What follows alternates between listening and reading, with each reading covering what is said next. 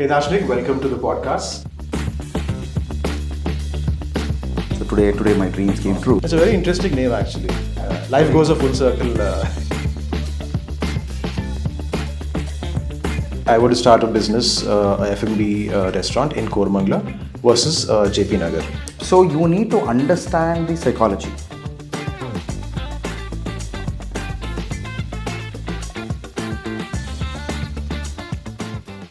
Hey Darshanik, welcome to the podcast. The podcast, as you can see, is called Live Life Shameless. So essentially, I'm bringing in guests who are doing what they're believing in doing, who are following their aspirations, predominantly in the business sphere, not giving two shits about anything else. You are the co-founder of a tap room called Full Circle, and of course, we've been friends for a long time. So the idea behind this conversation is to delve deep into the mechanics of starting up F&B outlet or a tap room, and to also sort of dig deep into how to run it. What are the skills required? There are a lot of people who want to start their own business, especially in the F&B space. For a lot of young people, it's a big dream because it's a very cool, quote unquote, cool business. There's a lot of glam quotient attached to the business, right? So the idea behind this podcast, like I said, is to sort of dig deep into the details, right? So we'll begin with the basics. So can you maybe first to start off, just give us an idea of what Full Circle is, and when did you start Full Circle? And then we'll sort of take the conversation ahead into how did you even launch it? How does one prepare themselves to even launch a similar business? Yes, so Shashank, thank you for having me here. Yeah. So doing a podcast has always been a dream to me. Yeah. So so there I always say the dreams come true. Yeah. So today my dreams came true. So thanks for having me again. Yeah, my pleasure. Yeah. So Full Circle was definitely a dream to me. Sure. Not now, but ages ago. Sure. So this came in like 2012 during Yeah. 2012. So I visited a very popular microbrewery and a kitchen in 2012 with few friends. Okay. And had my first beer there. Really? Okay. So then I was like, oh, this beer is really good. Yeah. So I wanted to replicate it, do Sure. something on those lines. Sure. And 2012 those days wasn't so easy. Yeah. Setting Yeah. up Yeah. a microbrewery or an F&B space wasn't so easy. Yeah. So it was my dream, and then over the years, say 2016, 17, I had an opportunity to propose a project to some of my friends and Sure. investors, and I pitched it in, and Sure. then yes, a lot of people said yes, and then 2019 was when I found a space, Okay. and then 2021 was when I launched the project, Sure. Full Circle. Okay. So we had multiple names Yeah. to start with, and then I don't know, Full Circle was something which It's a was, very interesting name actually.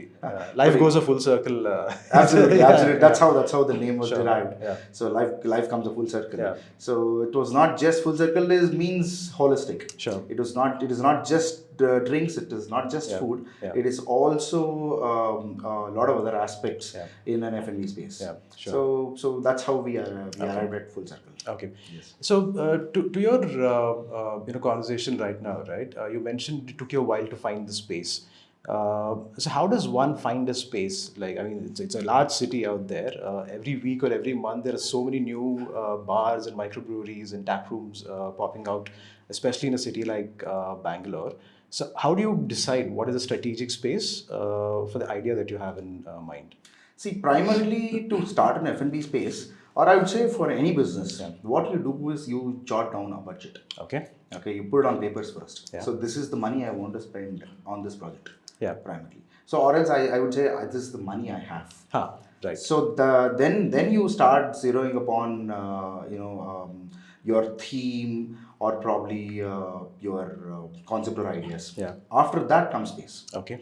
Right, you can't put an expensive restaurant Yeah. in a tier 2 areas in Got it. Bangalore, Got right? it. So Yeah. so you have to choose a very popular place like Koramangala or Sure. Indiranagar or Sure. central part of Bangalore or the upcoming areas. Okay. Right. So first comes your budget. Yeah. So you can do a restaurant starting from, let's say, 50 lakhs, Yeah. as small as 50 lakhs, Okay. or even less to be more precise. Like a physical space, you're saying, in 50 lakhs? Yes, you can Okay. do it, or you can go to 50 crores also. Yeah. So it's up to you. But for 50 lakhs, what kind of locations, let's say in Bangalore, are we? So you can do 1,000 square feet. Okay. You can do 1,000 square feet. Probably liquor would be difficult. Sure. You can definitely do an F&B space. Okay. Food and non-alcoholic beverages. Yeah. Yes. So when you're saying F&B, like what exactly are we talking about? Like one kitchen and then one dining. Mostly, you will definitely need a kitchen, which is the primary, most important thing. Then there are certain areas for services. Sure. So you have to put in your cold storage, you have to put in your stores. Stores include your, if you have liquor store is separate, your food store is separate, your housekeeping and essential stores are separate. So you'll have to separate them out. With small outlet, you can combine most of them together. Sure. So then services, kitchen, and your dining area. Okay. Yes. But what is the most critical aspect of the kitchen area, for example, in terms of an investment? Where is the major chunk of the investment going? Is it the lease with the landlord, or is it the kitchen equipment that one has to buy? What exactly is it? See, considering a city like Bangalore, your major money goes into the security deposit. Okay, like the advance. The advance amount, yes. So that is the primary. Your kitchen is not a very expensive affair. Okay. Your kitchen, it depends. See, you can spend a lot of money on kitchen as well, but you don't need to. Sure. Right? You don't need to. Okay. Some people want to make it really fancy. That is when they start spending a lot on the kitchen. But you don't need to. It again depends on what is the output you want. So you can get a simple pizza oven at as low as 75,000 rupees to as expensive as 25 lakh rupees. Okay.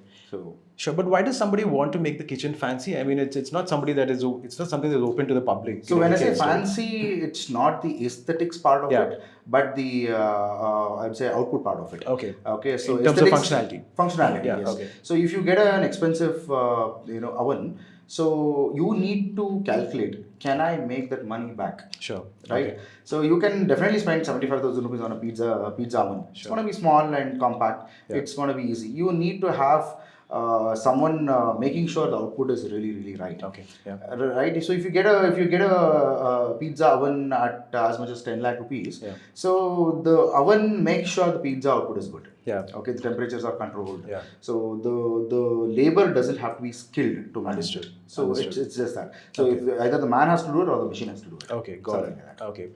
So let's say I'm a young boy or a girl in this city. I am daring to dream big, but I have very limited access to capital at this point. What is the most minimum amount that I would need in my pocket to be able to start an F&B outlet? 500 square feet. What is the most least amount of space? So I will tell you, money is not a very difficult factor for an F&B business. Okay. See, I wouldn't recommend people to put in your hard-earned money or savings into a business like this. You have to bring in money. Okay. So there are multiple ways how you can bring in money. Yeah. So primary is ask angel investors. Sure. Probably ask private equity to bring in money. So they'll be more than glad to bring in the money if you have a good project. Okay. Okay. Then of course you can definitely approach the banks. Sure. But that's a little complicated process. Okay. So there's so much documentation. Sure. So much so many factors which will make it a little difficult. Yeah.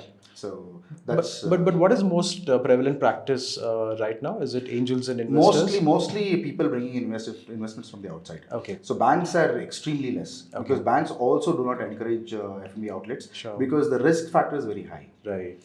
So the banks will not fund your F&B project so easily. Okay. But it's always the people's confidence that brings in the money. Okay. Right. So if I want to do a project, I will propose it to you. Yeah. You definitely be happy, and also a lot of people wants to be owners of F&B, popular F&B joints. Because it's cool.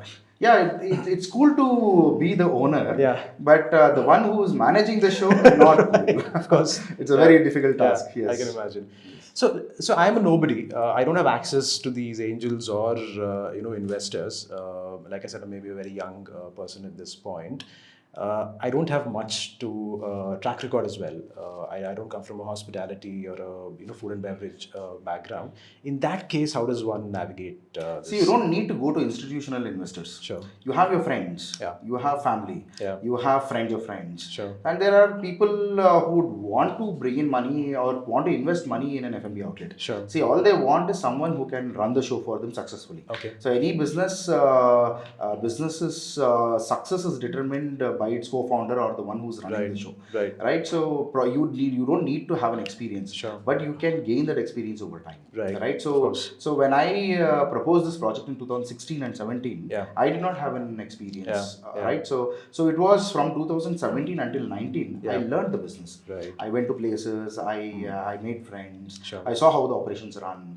I saw how much money did they spend. So a lot of factors which will teach you how to set up an F&B business. And then probably when you propose it to someone, so when someone is investing money, then definitely ask you questions. If you are answering those questions convincingly enough, I think that's good enough to bring in money. Okay, so which brings me to the next question, which is a two-part question. Right? One is, what kind of homework should this person do? How does he gain access to do that homework? Of course, there's the internet and so many options, social media, and a lot of avenues available. And number two, what kind of questions will an investor potentially ask, and how should that person be prepared? Probably I'll answer your second question first before answering the first question. So what does an investor ask you? Yes, he will ask you what is your experience. The first question is, what is your experience? Okay, so you can choose to answer that question. So experience can be not necessarily running a place, right? Even working in a place in a similar F&B is an experience. So they will ask you, what is your experience? Okay. You can say, I've worked in so and so outlet, or I've been a part of so and so outlet, like a consultant, like a part timer or something. Or you can say, I've already done this business in the past. Right. So most of them come with none. Most of them come with none, is it? No experience. Okay. No, they've not worked anywhere. Not been a part of any F&B outlet. Nor have they done it before. So they want to do it. It's an aspiration. Right. So you can very comfortably say, yes, I don't have an experience running it, but I've learned. How do you learn? So social media, internet, Google will teach you probably 10%, 20%, as small as that. So you can only see theoretical. You can get theoretical experience, I would say. And the 80% is what you practically see or do, right? So you definitely will have to be in an F&B outlet to learn the nitty-gritties. As in working in that space, you're saying, in some capacity? You don't have to be like an employee working there, but you can be like an intern being working there, or probably trying to understand, learn. There are so many people who are generous enough to give you an internship to be there and learn and all of those things. I have few people doing intern with me. So it's always good to teach people. Knowledge is no one's property. Right. If one person is willing to and generous enough to lend it to others, please be the guest. Take the knowledge as much as possible. But what kind of function should they actually internalize? Is it in the kitchen? Is it in service? Sales? Where do they do it? See, you intern, it's all segments. So if you are a founder or a co-founder of an F&B place, you need to know all segments. It's not department specific. You have to know your kitchen, you have to know your bar, you have to know your service space. You should know housekeeping, you should know as simple as KST. KST means kitchen stewarding. So there are different techniques of washing your plates and your glasswares and your cutleries. You do not want to eat with a dirty spoon or a fork, right? So the guests need to feel there is hygiene in this restaurant. So you need to know how it works. So that is when people or probably your staff will not take you for granted, right? So when you start telling them this is what you do, so that is when they think, okay, the boss knows it. We can't play around, right? So it is necessary that you learn. So you need a good 6 to 10 months to learn all of these. Do an intern 2 months in each department. But do these interns get paid generally, or is it like an unpaid? Mostly unpaid. Because what you get paid is with the knowledge. Makes sense. Okay. So step one is to maybe reach out to friends and family. Step two, of course, and step one, step two are sort of maybe interchangeable. Gain as much knowledge as you can. Possibly work as an intern in an outlet of your choice if they're willing to sort of give you an internship. And then what happens after that? And then with the experience that you gain, you tend to maybe reach out to a potential angel or an investor. So they're apart from the experience. Now again, the experience. Now, what other questions would they ask? What is in it for them? How would they get their return? Do they become like an owner? Is there like an equity share that is given to them? How does that work? So it depends on how you structure your business. See, some people are willing to take the risk. So then they want to be an equity holder.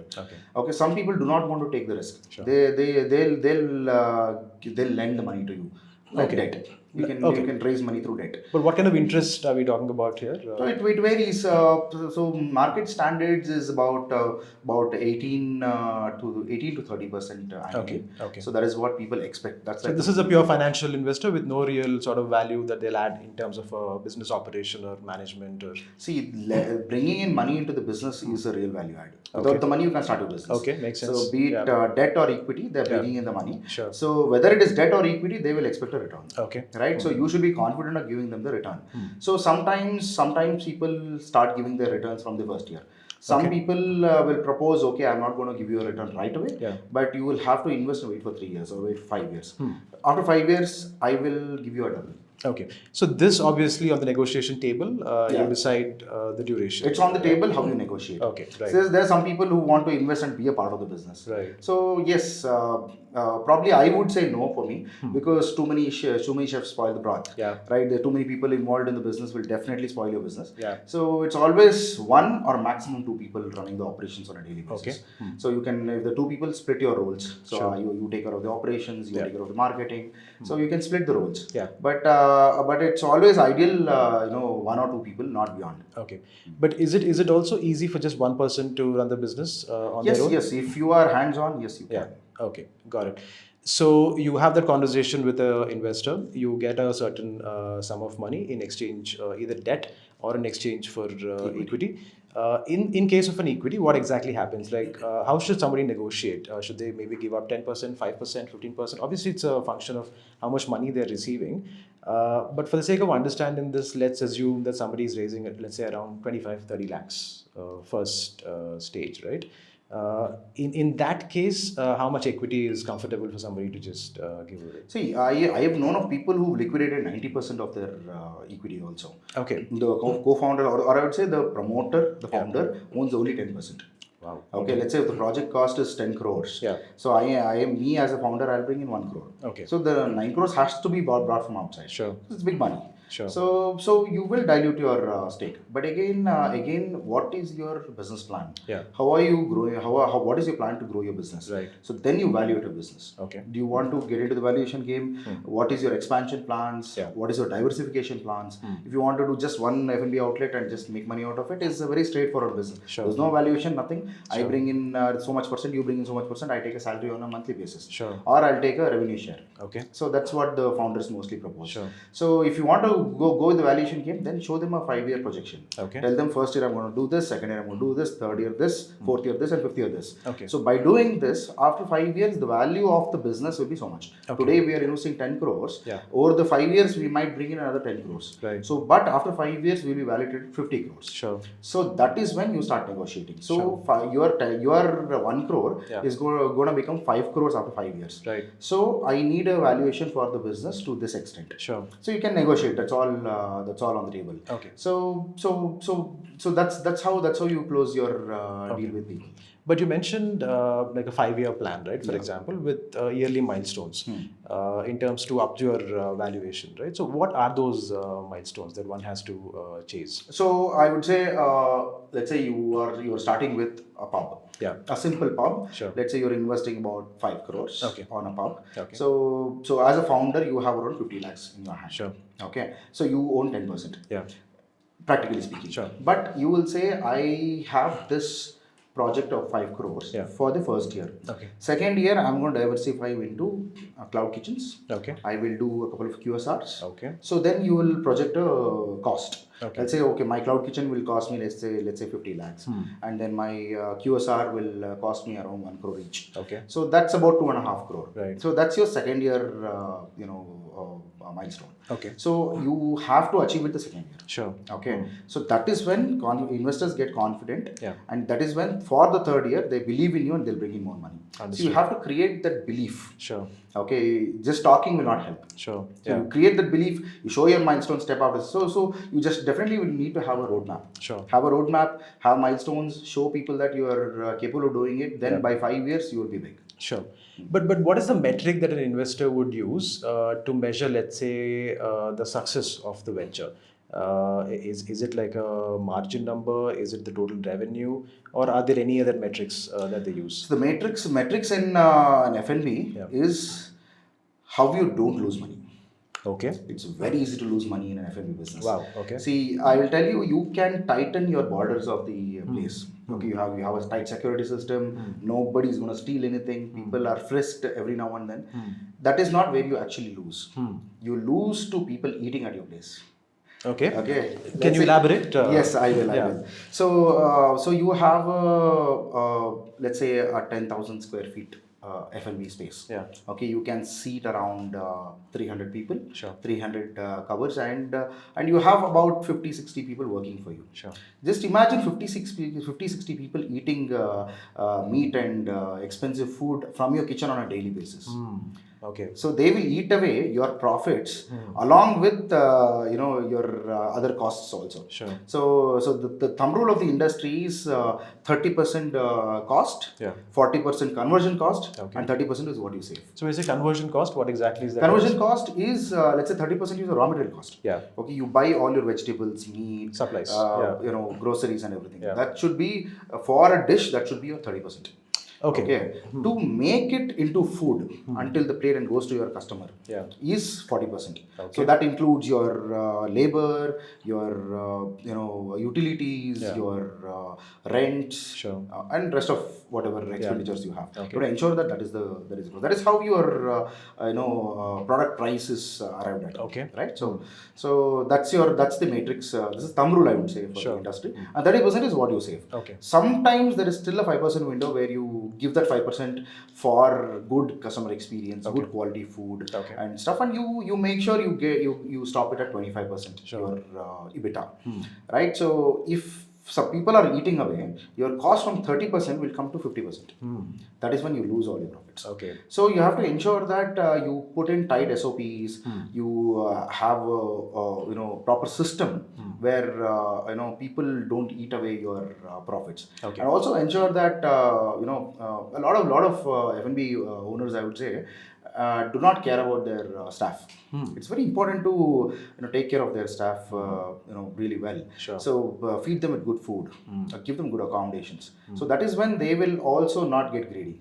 Right. So in my restaurant, I ensure that my staff get extremely good food on a regular basis. We have all 3 meals available to all the staff. We make meats on a day. We make eggs. We make fish. So they are served with all of those foods. So that is when they don't try to grab your profits.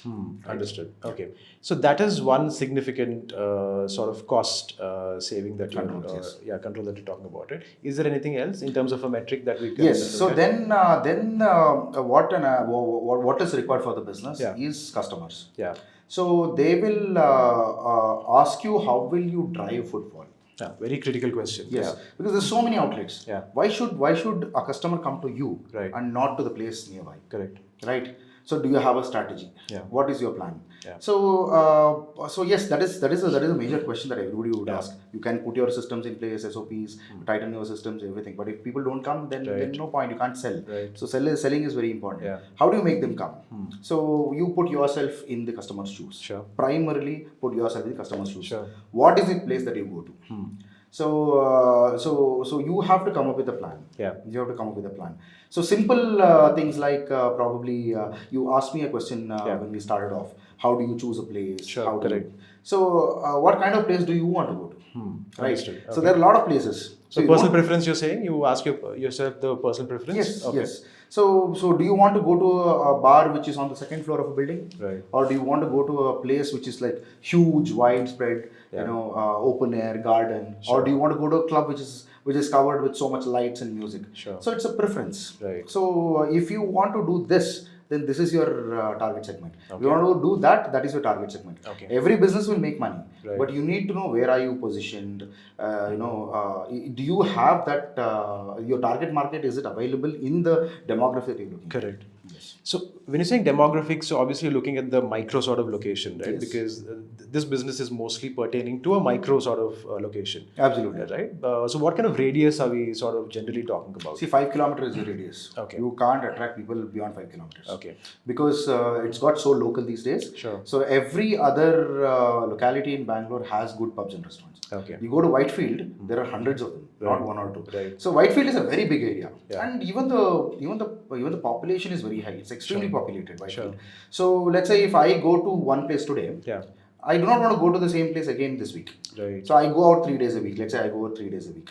So Saturday, Sundays, yes. Apart from that, let's say I go out on a Wednesday. So I have 3 options.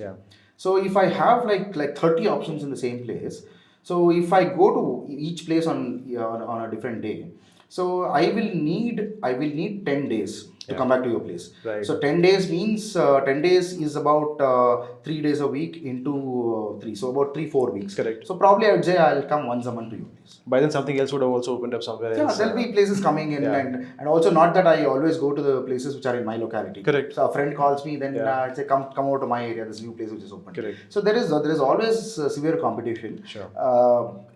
Amongst the competition, do you have a USP? For which people want to come back again. Okay. So put yourself in the customer's shoe. Why would you want to go to that place? Or what is it that makes you go back to the place? Yes, is the food? Is it the drinks? Is it the atmosphere? Is it the ambience? Is it the feel? Is it the experience? There's so many factors. So from your experience of running this business, right? What do you think from your years of analyzing this business? Is the number one critical factor that people come back? Is it food? Is it crowd? Is it the coolness quotient of the place? I will say it is the experience. Overall experience? Overall experience. Which? No, I wouldn't say overall experience. It is the feel-good factor. See, you get drinks everywhere. It's the same. It cannot change. Okay. Food, yes, 20%. Because some places food is not so good. Some places food is extremely good. But if you feel good at a place you're sitting, that is the place you want to be at. So ensure that your guest feels comfortable and nice. So it's service, essentially. It's not just service. It's the feel. There's a feel good factor. When you sit at a place, is the table next to you sufficiently far enough? Are people sitting next to you overhearing you? Okay. Then is there people smoking around you? Some people might not like people smoking around you. Right? Is there sufficient light? Are there plants around? There's so many factors. And some people like the noise of the flowing water. There could be a waterfall. There could be a fountain. Some people like that. And is there sufficient air? If you're open air, yes, there is sufficient air. If you're like in an enclosed space, you will feel claustrophobic. Right? So that is the primary factor. You need to make your customer feel good. Then there is no doubt your food and drinks have to be good. But it's a very interesting metric, right? Because it can be measured. Like, how do you measure if a customer is actually feeling good, right? I mean, as opposed to maybe hard numbers, you can't really put a number to this. So how do you gain insights? I know, there are Google reviews and Zomato reviews and whatnot, but otherwise, as a business, how do you guys understand if that feel-good factor is actually extending to the customer or not? See, you definitely cannot quantify it. You can't measure it. Okay. So you need to understand the psychology. See, this business is too much about psychology. Okay. The locality that you are placing your outlet at, what kind of people live there? What is their expectation? What is the age group? Okay. What are the I would say the insights or probably the likings of the people there. Okay. So it all depends on the age group. Let's say if you have people between the age group of 25 and 35, they do not want to sit in a very calm and a pleasant place. They want a lot of music, nice music, good drinks coming, flowing. They need that energy. Okay. Once you cross 35, people will be like, okay, I want a place where I can go sit with my family, have a good drink, eat good food. Less noise. Less noise, yes. So that is between 35 and I would say 45 or even 50. So post 50, they would prefer extremely low noise. Not that everybody would expect the same, but most of them post 50 years would prefer sitting in a nice family sort of a restaurant. Right? So that is how you assess. So if you are in JP Nagar, you think different. If you are in Central Bangalore, you think different. And that age group is present everywhere in Bangalore. Okay. You go to Koramangala, definitely you have people between the age of 25 and 35. Then you have 35 to 50. Then you have 50 and above. Right. So what is your target market? Are you targeting the 25 to 30 always? So then change your theme and concept. Got it. Are you targeting 25 to 25 35 or 25 to 40? Sorry, 35 to 40. So that is when it's different altogether. Correct. Right. And also you need to make sure what you have to be clear of what you want. Sure. Right. And this target market will obviously impact the way you design the place. Yes. The kind of furniture you put there, everything, right? Yes. It sort of impacts everything. Absolutely. Okay. Absolutely. So Darshanik, let's say, let's do a sample exercise, right? Let's say I were to start a business, a F&B restaurant in Koramangala versus JP Nagar. I'm just trying to understand how would my product be different. Obviously, the target market is very different. Koramangala is maybe much more younger population versus JP Nagar maybe slightly older population. So how would my product offering, how would the space that I create differ from both the locations?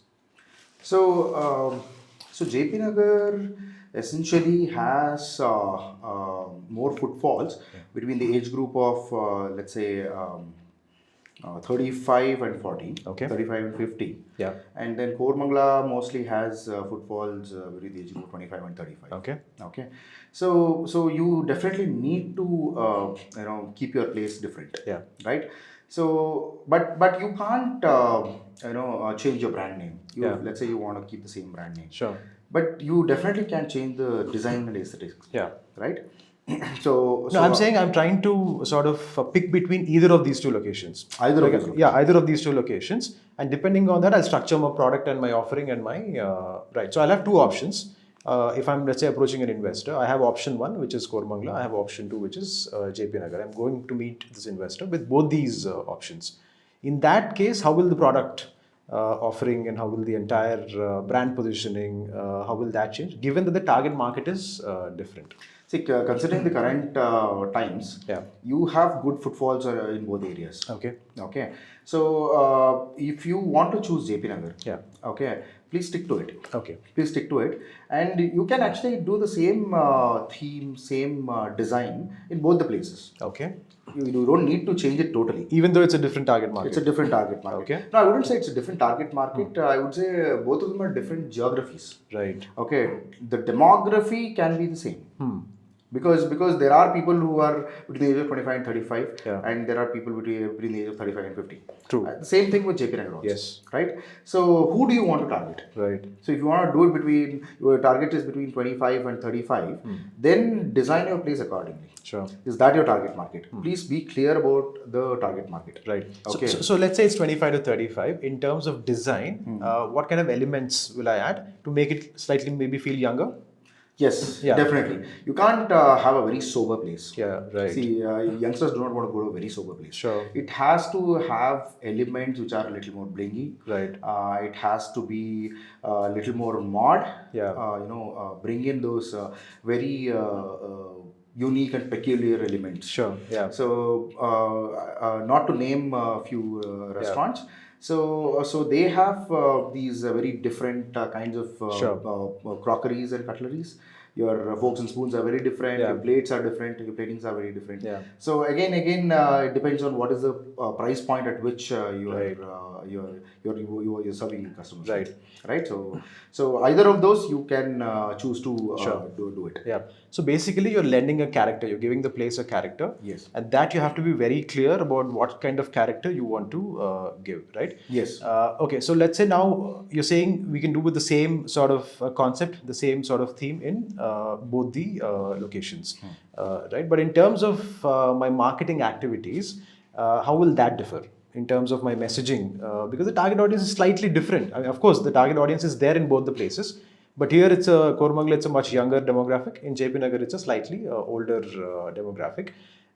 In terms of product offering, will it be any different? Because the people who are in that age group might maybe consume food differently. Maybe the drinks would be different.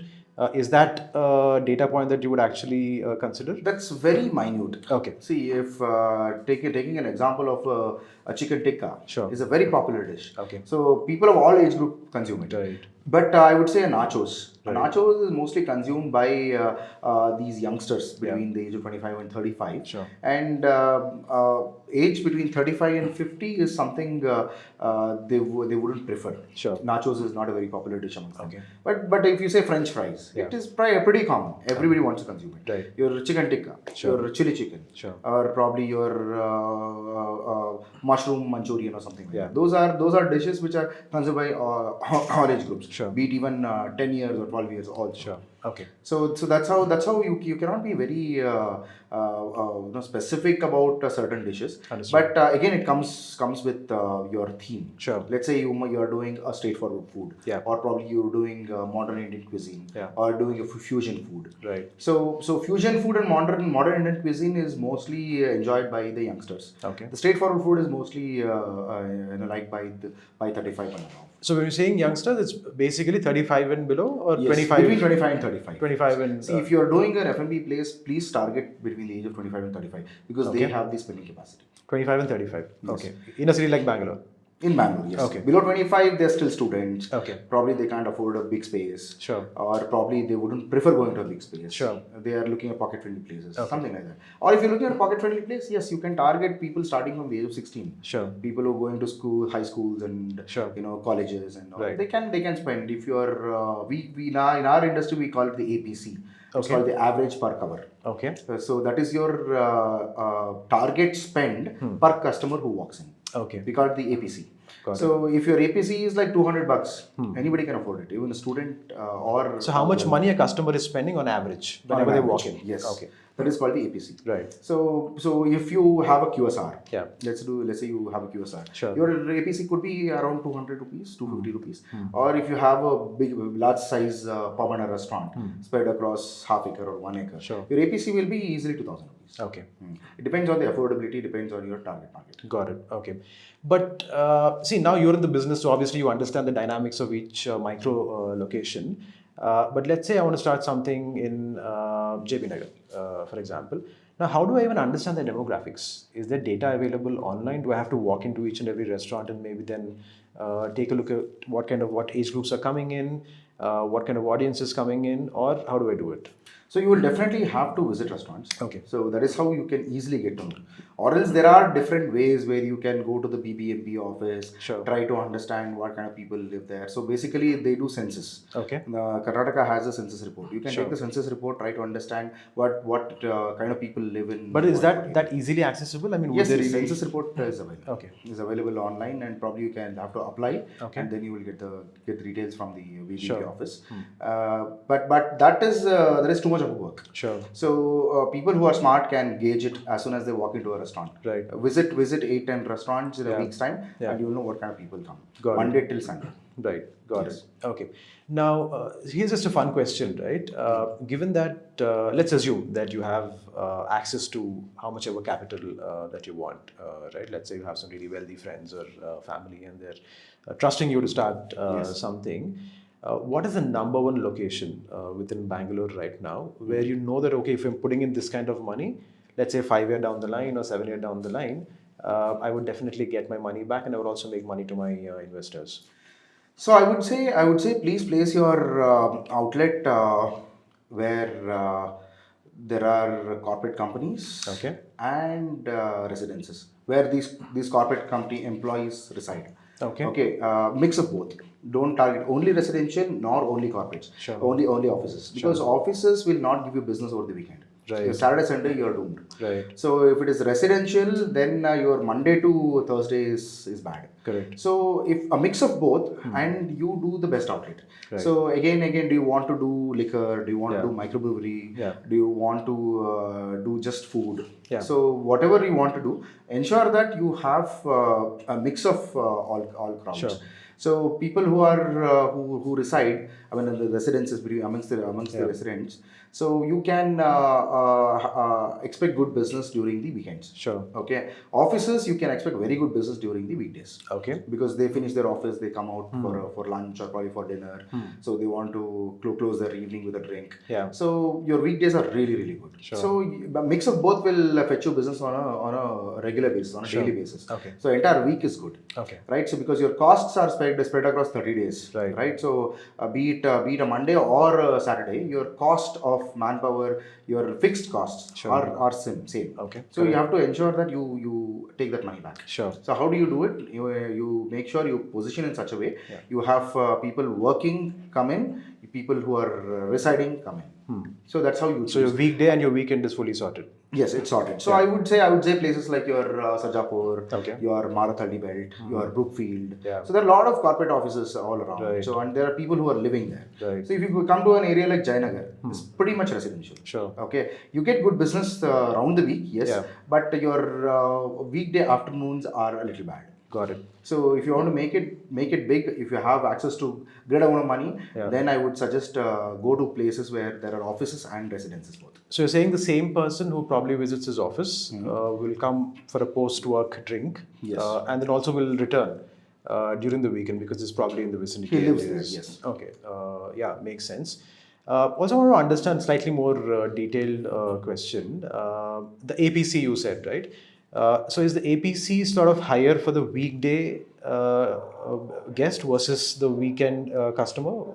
Which is more? Of my experience, what I've seen is your APC during the weekdays are slightly low compared to the weekends. Right. Because weekends, people see your eating limit is always stagnant. Yeah. So you can't eat more. Right. But during the weekends, especially on a Friday evening or a Saturday evening, people tend to drink more. Right. Okay. So that is when your APC goes high, probably by 20%. Okay. Okay. Weekdays they do not want to drink more because they have work tomorrow. Right. So APCs definitely vary. Sure. But not drastically, but there is small change. Okay. Understood. Okay. So now I've sort of decided which location within Bangalore I want to start my restaurant. I have a certain budget in mind. I figured out an investor. I've managed to convince either family, friends, or a professional angel or somebody to invest money. The next step is to obviously sort of understand what compliances are there, what all do I have to comply with, and that's a bit of gray area, is it? Or is it easily sort of, at least the information, is that easily available for me to understand what are the various compliances that I have to follow before I even start a restaurant? So you can learn a lot about it online. Okay. You can talk to people who've already started their restaurants. Sure. Know it. But however, I would recommend people to find a middleman. Okay. A person who can liaison between you and the department. Like a consultant or? More like a consultant. Okay. Yes.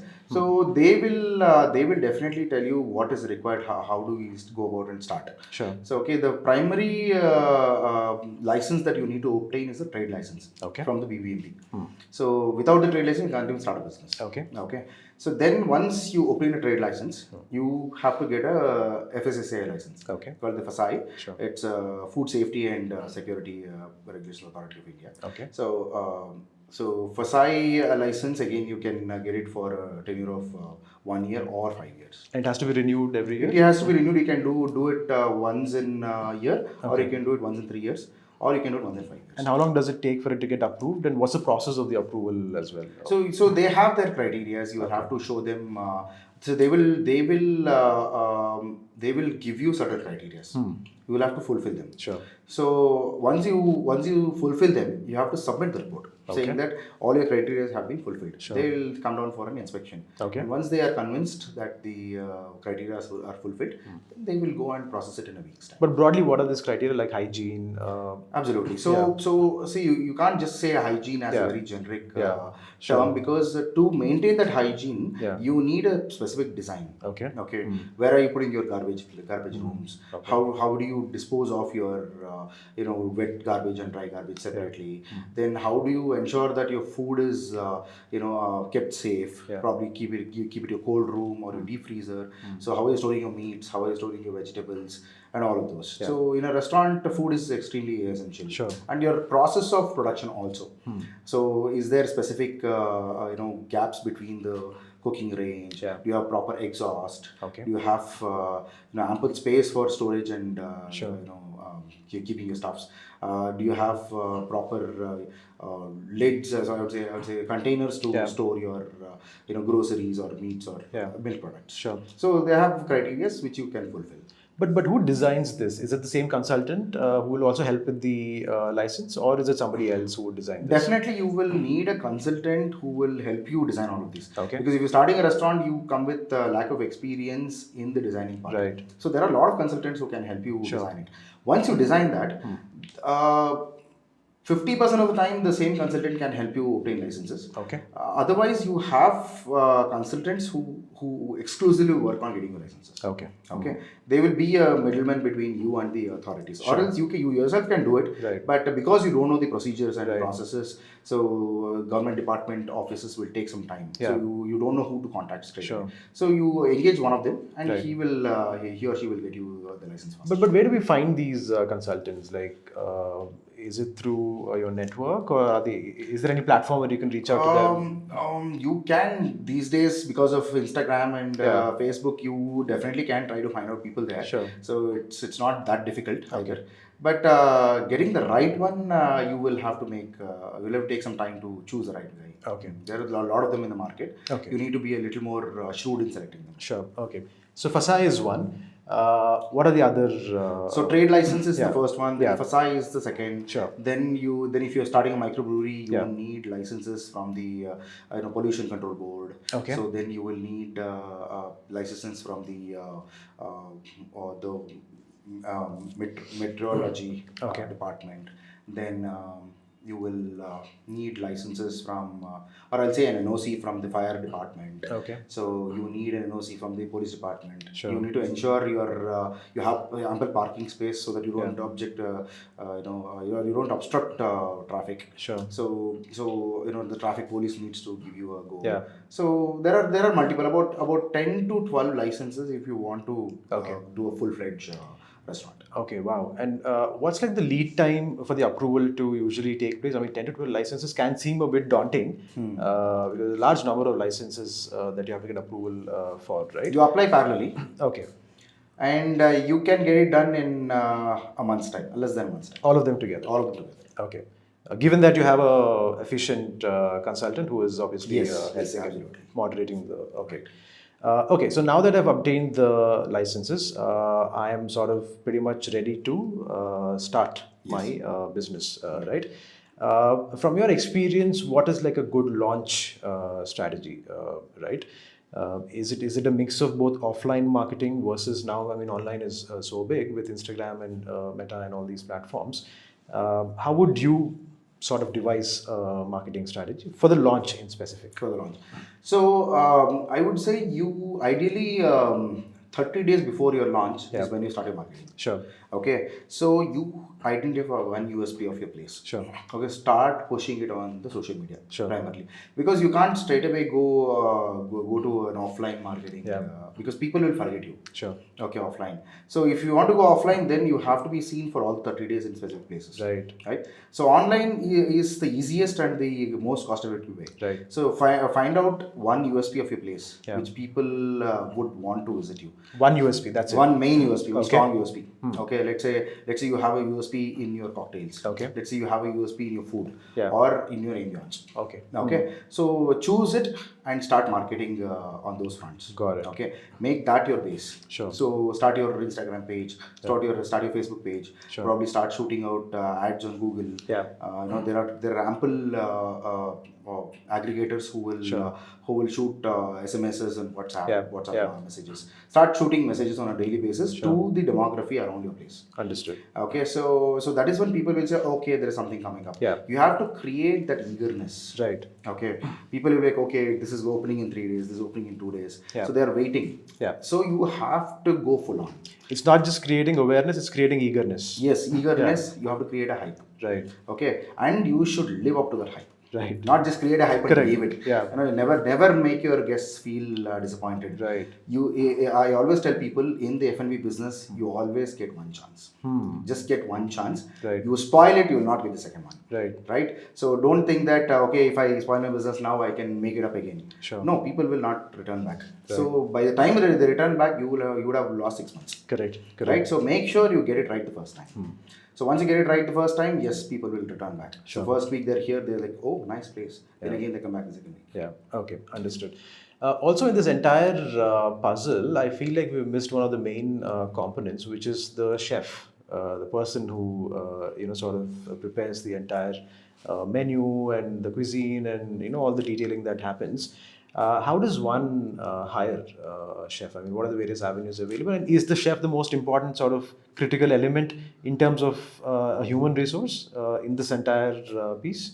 See, when you say chef, I would say chefs. Okay. Yeah. It is not the chef. It is Sure. the chefs. Sure. So the kitchen team is always the biggest team in the restaurant. Okay. Okay. So some places you have kitchen team as big as 10 people. Yeah. Or I'd say as small as 10 people, and as big as in some restaurants it can go as big as 60 people in the kitchen. Okay. Okay. That is the biggest team always. Sure. And how do you hire a chef? So it's a very tricky question, I would say. Not very complicated. Yeah. Neither is it very easy. Okay. So you can't hire an Indian chef and ask him to make Asian food. Right? You can't hire a continental chef and ask him to make South Indian food. So you need to have 2-3 different people in the system. Sorry, when you said Indian chef, you meant Indian, somebody who cooks Indian cuisine, yes. right? Yeah, not the nationality. Not the nationality. Yeah, okay, yeah, makes sense. India, Yeah. when I say Indian chef, he is the head of the department of the Indian Understood. cuisine. Yeah. Indian cuisines are all your Indian gravies Yeah. and some Indian starters. Sure. Yeah. Okay. So it works that way. So the hierarchy of the kitchen starts with the executive chef. Yeah. So he has to be well versed with at least 2 cuisines. Okay. 2 major cuisines like your continental or probably the tandoor or the Asian. Yeah. So mostly out of my experience, I've seen people, chefs, executive chefs who are well versed with either Conti and Asian, or they are good with Indian and tandoor. Okay. And they can somehow manage the South Indian and coastal cuisine also. And what kind of experience do these guys usually come with? The executive chef will come with a minimum experience of 8 to 10 years. Okay, wow. So he will start off as a commie. So probably once I tell you the hierarchy, you know what a commie is. So then they'll scale up the ladder, and they'll become the executive chef post 8-10 years. Okay. So what's the hierarchy? So the topmost is the executive chef. Sure. He is the head of the operations of the kitchen. Yeah. Okay. He is more of an administrator. Okay. Than an operator. So basically, he's managing the entire kitchen. He's an administrator. Okay. He will not stand at the range. Okay. But he will make your recipes. He will ensure the output is right. Okay. Then you will have the sous chef. The sous chef is the the operator of the kitchen. Okay. So he will stand at the kitchen most. So he's the guy on the field, basically. He's on the field, yes. Yeah. So then after sous chef is the CDP. CDP. Okay. Well, chef de partie. Okay. He is the head of the cuisine. Okay. Head of the cuisine. Yes. Okay. So I have Asian. Let's say I'm a multi-cuisine restaurant. Sure. I have Asian dishes. I have tandoori. I have Indian. I have South Indian coastal. I have continental. I have pizza. I have pastries. I have desserts, bakes. Yeah. So all of these departments have a head. Individual CDPs. Okay. To all of these. Sure. So below the CDP, if the department is too busy, like an Asian department, Asian cuisine will be very busy. Okay. In India, Asian dishes are liked by people. Okay. So that is when you put a junior who's a DCDP. He's a deputy chef party. Okay. Right. So such departments need a deputy. Below them is the Commie 1, Commie 2 and Commie 3. Okay. Commies are mostly like the helpers. They help you, in your absence, they'll be at the range. Sure. They'll be like chopping, they'll make the right cuts. Okay. So they're learning. They're basically, Commie levels are like interns. They're learning. Sure. And they're also helping back. Okay. Yes, this is the hierarchy of the kitchen. Okay. Very interesting, actually. Honestly, I didn't know this. So what's the attrition like in the kitchen? Like, or the entire hierarchy that you spoke about? I'm sure somebody new joining in, there's a lot of training that goes through in terms of them understanding and appreciating the SOPs put in place. So it must be very difficult to again find somebody to fill in the shoes. Number one question is, what is the attrition like? Number two is, how do you find these guys? Again, are there agencies out there to help you, or does it work within the network? See, attrition is definitely high. Not just the restaurant industry, everywhere. Okay. Attrition is high in India. But you need to be confident. We are a 1.35 billion populated country, so you will definitely get people. Right. Don't lose your heart Right. when people leave. Right. So there's always a replacement, and you will definitely have a better replacement. It might take time, but you'll definitely find. You'll definitely find a replacement. Okay. But having said this, I would always say, automate your process, systematize it. See, if let's say a simple dish like a paneer chili, okay, tastes different today, and after 2 weeks this chef leaves and a new guy comes in, he knows how to make a paneer chili, but it might not taste the same. Correct. Right? There's slight difference. See, 90% similar is always accepted. Okay. Below that, people will not accept it. Right. So instead of worrying about losing people, automatize or systematize your processes. Sure. So you got to make sure you have recipes in place. Yeah. You have recipe sheets in place. Yeah. There's something called a recipe sheet. Not a lot of people follow it. Okay. Okay. So let's say this chef runs away. He doesn't even give you notice. Yeah. So then you in a span of 2 or 3 days you get another chef. Right. When I say chef, I'm talking about the CDP, right, the head of the department. So he comes in. He doesn't know how you plate your dish. Yeah. Let's say paneer chili. He doesn't know should we give it in a bowl? Should we give it in a plate? Yeah. Should it go on a platter? Correct. No, he doesn't know. Correct. So that's the reason you need to have everything put in a sheet of paper. So when a new chef comes in, you hand over the file to him, his department. Right. So he goes through the recipes and the pictures. Okay. In 2 days' time, he's ready to do it. So as long as you can systematize the process of production, so no matter what chef he is, sure, he will get the output. Okay. So people should focus on that. I've seen restaurant owners who start a restaurant. They don't know how to automatize. In 6 months' time, they are like, oh, is this really my restaurant? I started it off with great enthusiasm, great energy. My food was so good. In 6 months, it's all gone. Where is it? So you've not got your foundation right. Without the foundation, how do you build your building? Correct. Right. So they have to first automatize and systematize the process. Sure. So you might lose your executive chef also. He might leave and go. Yeah. So you do not have control over your attrition, but you have control over your systems. Okay. Right. So when you're saying automate the process, is there a tech intervention happening here, or is it just basically like having the standardized recipe in place? Yes, you have text. There are so many softwares which are available in the market. Unlike before, everything was manually done. Sure. So now there are so many softwares. You punch in your recipes there. It calculates your consumption. It calculates your the quality, or probably the calories, the cost and everything, even the calories. Okay. Yes. So there are so many softwares. So many software easily available. Just go to Google, search for restaurant softwares, and you get ample of them. Okay. So I definitely recommend every restaurateur to use a software. Sure. Please do not go manual, because you will lose track. Makes sense. So, and these recipes and everything has to be manually punched in. Yeah. But once you do it, it'll stay for forever. Sure. And also the recipe that you mentioned, right? Is it created just once, like when you set up shop? Or are there multiple iterations happening over a period of time? They evolve. Okay. They evolve. Let's say, again, I'll take the example of the paneer chili. Sure. So you are making it really spicy. Yeah. But people there do not like it very spicy. Yeah. So you have to, make it, as per the customer's requirement. Sure. So big brands like KFCs and McDonald's, they change their food according to the local taste palette. Right? So you eat KFC's burger in Bangalore. Yeah. It's very different from Delhi. It's very different from the UK. It's very different from the US. Sure. Right? They are very different. So you have to suit it to the local taste palette. Without doing it, probably people will not come back. Sure. Also, I'm just trying to understand, right? How do you quantify customer feedback? Because food is a very subjective preference, right? So a bunch of people might like the same dish today. The different bunch of people tomorrow might just say, okay, this is not to my liking. So how do you take that feedback? Different feedback for the same dish. One is good, one is bad. So you definitely cannot satisfy all your customers. Yeah. But if your satisfaction level is up to 80%, okay, you have done a fantastic job. Okay. Okay. So generally, what do people like? How do they like it? Yeah.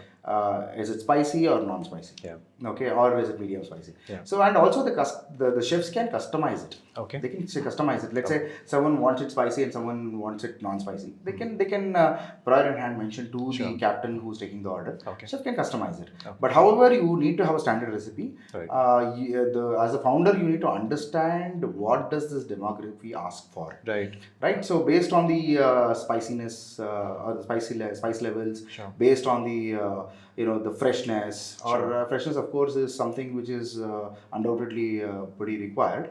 But the plating, the quantity, and all of those. Okay. Yes. So, okay, now one other significant question, right? So, how do you create the menu? Like, what goes into creating it? You have lunch, dinner, your drinks and alcohol, and all of that. Do you do this once you identify who your chef is, or do you do it before you even launch the business? See, we identify the chef based on what we want to do. Okay. Okay. Right. Let's say I want to do an all-American cuisine. Yeah. Okay. Then I identify the chef based on that. Okay. It depends on what restaurant do I want to do. Right. So ideally, if you want to do a nice bistro with nice beers and spirits and cocktails, Sure. so I would say don't stick to one cuisine because that is not going to work in Bangalore. Okay. In a place like Bangalore, that will not work. Sure. Probably yes, 2-3 old restaurants, old bistros are doing really well with a single cuisine. Yeah. But these days, single cuisine will not work because a group of 4 friends go out to a place. One wants to eat South Indian, one wants to eat American, one wants to eat pizza, one wants to eat Asian. Sure. So then all the 4 of us, for all the 4 of them can't go to a place which serves one cuisine. Yeah. So they would choose to go to a place which serves multi cuisine. Right. So they can choose what they want to. Yeah. So ideally, that is what you have to be targeting at. Okay. Do a multi cuisine restaurant, and then your drinks are however the standard what you get everywhere. Sure, but I'm trying to understand how do you create The menu. Yeah, the menu. So first, be sure of what you want to do. Okay. Okay. So you will have consultants who will help you. Yeah. But consultants is one part. Sure. But I would say you have to be clear of what you want to do. Right. So when I'm saying you have to do a multi cuisine restaurant. So you can actually choose food from there is multiple restaurants across Bangalore. Sure. Okay, pick out dishes from those menu. As simple as that. See, your pizzas can't go wrong. Your fries, simple things like fries and all of those can't go wrong. Yeah. Then probably you can have a specialty menu where your chef is specialized in. Okay, so depending on the chef. Depending on the chef. Okay. But you have to make sure that those things are put on papers very soon. Okay. In case the chef leaves. Yeah. Okay, the new one comes in. So also trying to understand. So let's say the chef co-creates a dish or a cuisine in general, and then he leaves. Does he take that with him to where he leaves? Yes, definitely. He will take it. Okay. He will take it.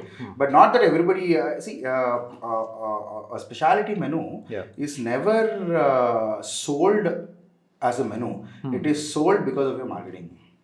Okay. How do you place it? As in, how do you plate it? How do you make it look creative? Okay, I know of a place which makes a simple mocktail. It's as simple as a vanilla milkshake. Okay. It is presented so well. Okay. It's presented so well that people don't care about the drink going in it. Okay. They care about how is it presented on the table. Okay. So people like your presentation. They like your marketing. Marketing is everything. Sure. So chef might take the recipe out somewhere, but if you become popular for it, then people will come back to you. Okay. You do not have control of people stealing your recipes and designs. Got it. Okay. So again, coming back to how does one create, the menu in terms of the recipe? Where does one start? What happens in the process? What are the sort of various research and homework that one needs to do? So first, you select from the restaurants who are your competitors. Okay. Okay. What is selling well? See, so you analyze your competition first. Analyze basically. Okay. Analyze. So let's say a restaurant close by who is doing really well is selling good Asian food and Indian food more than anything else. So then make sure you select Asian and Indian food on the menu. Make sure you place them well on your menu, and then the other cuisines can be a little less. So your 60% has to be the fast-moving dishes. So you're saying you will do the same thing that the competition is doing, not something different? No, not the same thing. I'm talking about the cuisine. Cuisine, yeah, cuisine. Correct. So if people of that area likes Indian and Asian more, so 60% of your menu has to be Indian and Asian. Okay. So there's always the temptation to do something different, right? So then you can experiment with 40%. Okay. You can experiment. Definitely have to experiment. But 60% you're saying make sure what that puts you in a safe position in that area. You will not lose money. Let's say you want to, there's one guy who's doing a straightforward food. I want to do fusion food. So you're not sure. How sure are you that you will be successful with fusion food? So play around with 40% of it. 60% has to be straightforward. That is when people will come. You do 100% fusion food. People might not like it. Then to change people's perception towards your restaurant from being a fusion food to a straightforward food, it takes a lot of time. That time you will lose money. So basically, ride the wave is what you're saying, right? Yes. So stick to the basics, 60%. Experiment with the 40%. Okay. So that 60%, let's say we've decided it's Asian and Indian, for example. Yes. Now, what happens next in terms of each dish and how do you plan that? It can be different. See, so you can't do magic with a simple paneer chili. You can't do magic with a simple Szechuan chicken. So they are the same. Probably you can just plate it different. So those dishes have to be there. But the 40% that I mentioned earlier has to be really different. Okay. And also when you're saying plated different, you're saying in terms of presentation? Presentation. When I say plating, it's a restaurant industry language. Okay. Plating is presentation. Okay. And who decides that? What kind of work goes into that? So mostly the chefs decide on the plating. Okay. And it is approved by the management. Okay, understood. So Darshanik, we've covered, I think pretty elaborately, we've covered a bunch of topics that sort of go into launching the restaurant. Now, the key question to ask, you've done everything right, or so you think. You've done your analysis, your homework, you've got a good team with you right now. How do I ensure I get my first customer? Because this business typically is also about perception. If I'm walking into a restaurant, I want it to be crowded. I don't want it to be empty. And obviously, when you're starting off, it's difficult to get crowds in initially, right? How does that work? What kind of strategies can one... So pretty simple. Those days, I would say, like pre-COVID times. So there were not a lot of restaurants or pubs or bars. There were few. Okay. So I would say during 2017-18, we had around 35 microbreweries in Bangalore. Now there are over 100. Wow. Right, so it's easy to miss your outlet to a customer. So these days it's very important that your visibility is on a high note. Okay. So how do you ensure that your visibility is good? While you choose your location, you have to ensure that your outlet is visible. You might do a lot of marketing through Instagram. You can do a lot of marketing through Facebook. You can do a lot of marketing offline. Probably send out posters, send out pamphlets and brochures, and probably put a hoarding. All of those things are always there. But if people can't see you there physically, so then they won't. The outlet should be pretty welcoming. Okay. Please make sure when you're choosing a location, there is no big tree blocking your view, not an electric pole blocking your view, probably a bus stand or a big hoarding blocking your view. So it has to be pretty seen. Also, we should ensure that the outlet facing the road, the area is bigger. Area is bigger, as bigger as possible. Okay, so that people see it big. See, people like it big. So if you've seen the strategy of Dubai, they always make it big. You build a big building like Burj Khalifa. So it's big. That is the USP. We are big. So then people want to go see it. It might not be something different, just that it's big. So please make sure the frontage is always quite visible. Okay, so people see, the frontage, that sort of attracts. It's pretty welcoming. If it's really small, you would try to cut corners, you would try to, why should I lose so much frontage? Let me try to rent out this frontage to someone else, probably a small outlet, probably, a pawn shop, or probably a candy store. So you can make some revenues out of it, yes. But what's the point if you don't portray yourself to be a big business? So make sure your frontage is lot about yourself. Display food, display your activities. Show it to be very colorful and bright. The frontage has to be very good. So it should be very welcoming. That is when people pass by, they see, there's like, oh my god, it's really good. Something's looking really good. So we want to walk in. So you have to ensure your frontage is good all the time, and of course backed by your marketing and social media pictures and posts and everything. So that's how you start off. So when the frontage is good, that is when you have a lot of walk-ins. So first 3 months you will have flow of customers. Okay, you will have. You will have because you're a new place. Okay, so people want new. Unless you're seen less physically. Sure. People will walk in. Okay. People will walk in first 3 months. That is when you retain. Okay. You have to ensure that you don't make mistakes inside. So you train your staff really well. Training has to go on a daily basis. Okay. Staff training has to happen on a daily basis. So people know how to. You're not just in an F&B business. Yeah. You're in a hospitality business. Correct. Hospitality aspects matter a lot. Does your staff know how to talk to your guest? Right. Is he with a smile always? Sure. See, a smile can heal a lot of things. Sure. A smile can heal a relationship. Right. Why wouldn't it make a That's guest a good happy? line. Yeah. Right. Right. So your staff, especially the front of house, has to carry a smile at all times. Sure. Okay. That is when people feel they are at home. Right. They feel happy. With a smile, anybody will feel happy. Okay. Let's say you find a stranger while you walk on the road. You find a stranger. You smile. He'll definitely smile back at you. Correct. Right. You don't know that person. Smile has great healing powers. Sure. So use that as your weapon. Right. Make sure your staff has a smile. So that is pretty welcoming. So once a guest comes in and there is a smile, he will give you good reviews on Google. He'll give you good reviews on other aggregators.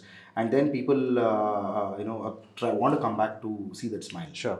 But how do you ensure that? I mean, because hospitality is a very, very tough job, honestly, if you ask me, because no matter what's happening in your life, like you mentioned, you have to put on a smile. And sometimes customers can be really tough. Customers can be really unreasonable. And maybe one of your guys is having a bad day personally, and that could easily reflect, in terms of his behavior with the customer. It's very human, right? So what kind of processes do you generally put in place? And what happens in your training on a daily basis? See, training is all about informing people. Or I would rather say empowering people than training people. Okay. See, training, you can train a tiger or a dog. Sure. You can train animals. Yeah. But humans, people, you have to empower them. Right. So, empowering doesn't mean only giving them information. You also make them feel happy. Yeah. See, if a guy is having a bad day at home, he should feel happy to come to work. Yeah. Okay, he should think, okay, my workplace makes me happy. Probably I'm having a bad day at home, but my workplace keeps me happy. How do you do it? Yeah. So ensure that you have employee engagement programs. Sure. In simple terms, feed them with good food primarily. Yeah. Okay. Not the simple dal chawal on a daily basis. Sure.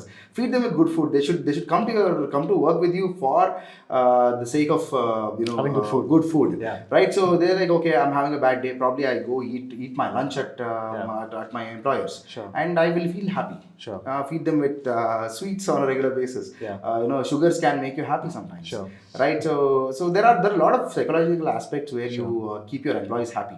So when they're happy, a smile comes out automatically. Sure. And your simple trainings or /empowerments will give them that knowledge. Right. Okay. So I always tell people, people are not useless. They're used less. Right. So in every business, every aspect of your life, you got to use them well. Right. Don't call them useless. Nobody is useless. Everybody is smart. Everybody is living in this society.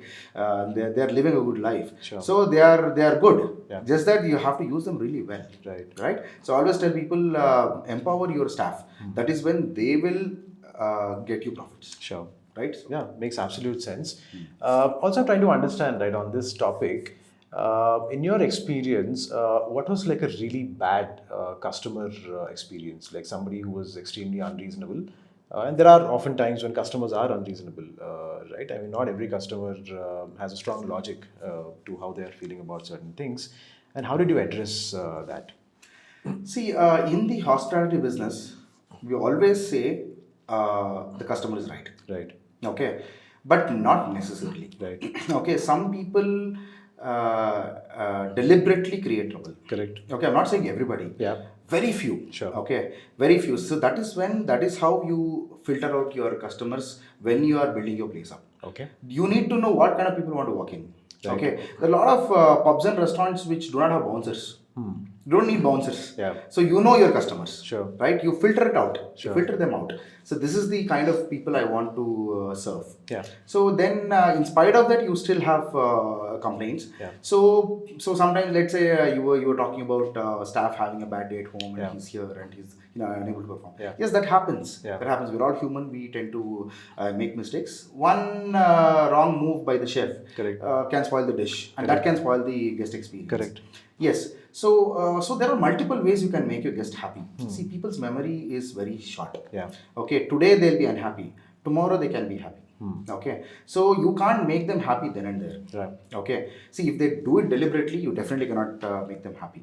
If an experience make them unhappy, you can probably ask them, invite them for a second experience. Okay. Okay. You can replace a dish. Sure. That happens in every restaurant. Sure. There's a mistake for sure. Yeah. So you can definitely replace the dish. Yeah. Probably the guest is happy. So immediately you want to calm the guest down. Yeah. So probably have your chef come and talk to him. Sure.